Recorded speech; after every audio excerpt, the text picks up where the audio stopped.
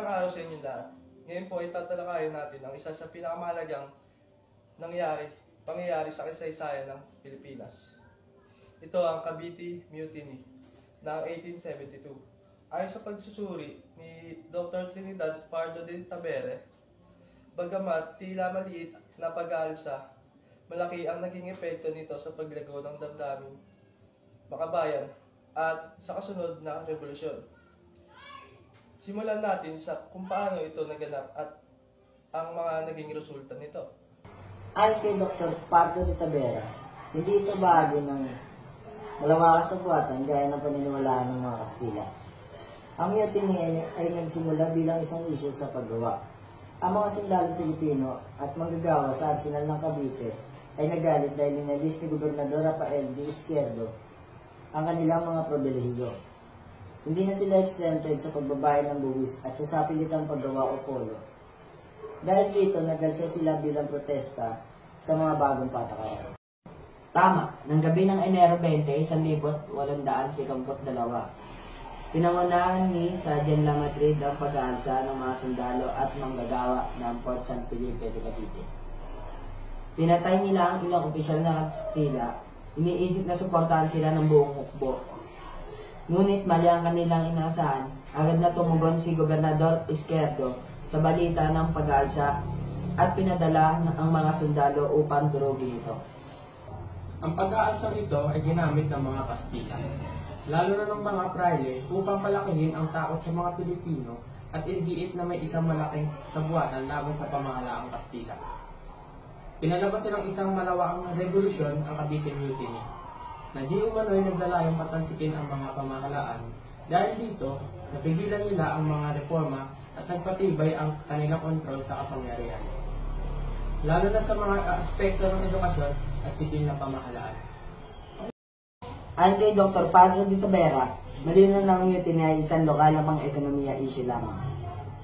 Ngunit, ang mga Kastila ay pinadala ito upang supilin ang mga progresibong ideya. Hindi nila isinasaalang-alang ang tunay na hinaing ng mga manggagawa at sa halip, ginamit ang sitwasyon upang parusahan ng mga Pilipino na hindi sumusunod sa kanilang kagustuhan. Ang mas masaklap, ito rin ang naging dahilan ng pagdakip sa tatlong kilalang paring Pilipino, Gumbursa, sina Padre Gomez, Padre Burgos at Padre Zamora. Pinaratangan silang sasabwat sa mutiny kahit wala silang direktang kinalaman dito. Sila ay natulan ng kamatayan sa pamamagitan ng garote noong Pebrero 17, 1872. Ang kanilang kamatayan ay naging simbolo ng kawalang katarungan na nagpalakas ng madaming makabayan sa mga Pilipino. Ang pagbitay sa Gumbursa ay hindi lamang isang malagim na pangyayari. Ito rin ang nagbukas sa mata ng maraming Pilipino. Bagamat para sa mga Kastila, isa itong babala para sa iba. Para sa mga Pilipino, ito ay naging sigaw ng pagkakaisa. Isa ito sa mga dahilan kung bakit nagising ang mga makabayan tulad ng si Rizal at iba pang mga bayani na lumaban para sa kalayaan ng bayan. Sa katunayan, ang pagkamatay ng Gumbursa ay nagdulot ng matinding pagkagalit ng mga Pilipino. Hindi nila nakita ang tunay na kalagayan sa ilalim ng kolonyal na pamahalaan, na ito'y mapangati at walang katarungan. Dahil dito, lumawak ang kanilang kamalayan sa kanilang mga karapatan at nagsimula ang mga kilusang makabayan at nagtulak sa mga reforma at kalaunan sa revolusyon. Dahil sa mga kaganapang ito, maraming Pilipino ang nagsimula magtanong kung hanggang kailan sila mananatiling sunod-sunungan sa mga Kastila. Si Dr. Pardo de Tavera, sa kanyang pagsusuri, ay nagpapakita ng isang mahalagang aral na ang isang maliit na insidente tulad ng Cavite Mutiny ay maaaring magbunga ng malaking pagbabago, lalo na kung ito ay nagiging dahilan upang mapalalim ang aliwan ng paglaya. Oo, at ang mga reformang naipangako noon sa ilalim ng Gobernador La Torre ay napako na. Ang konserbatibong sektor sa Pilipinas, kasama ang mga praile, ang patuloy na nagsusulong ng pampalalawigan ng kapangyarihan at hadlang sa mga ideya ng pagbabago. Tila ang mutiny ay naging daan upang palakasin ang kamay ng mga nasa kapangyarihan at patahimikin ng mga boses na nag-aangat ng katarungan. Ngunit, ang ganitong pag-aawsa sa mga inosente, lalo na sa Gumbursa, ay hindi napigilan ang pagsiklab ng damdaming makabayan. Sa halip, ito ang nagsilbing mitya ng malalaking pag-aasa sa hinaharap. Sa bawat pagtatangka ng kolonyal na pamahalaan na sa piling ng mga Pilipino, lalo lamang nilang pinapaalam ang kanilang pagmamahal sa bayan.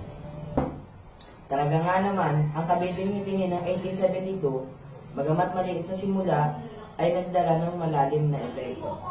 Sa mga mata ng mga Kastila, ito'y isang babalang ngunit sa puso ng mga Pilipino, ito'y paghamon. Isang hamon na nagsimula ng pagbabago na isulong ang reforma at Saudi. Makamit ang kalayaan. Sa kabuuan, ang Cavite Mutiny ng 1872 ay isang halagang bahagi ng ating kaysaysayan. Ito'y nagpaalam ng damdaming makabayan, pinalalim ang pagkamatay ni Nanggong Bursa, at nagtanim ng mitsa para matagal nating pakikibaka para sa kalayaan. Ang mga aral rito ay nananatiling gabay sa kasalukuyan. Ang pagkakaiba para sa hustisya at kalayaan ay dapat mananatili sa ating puso.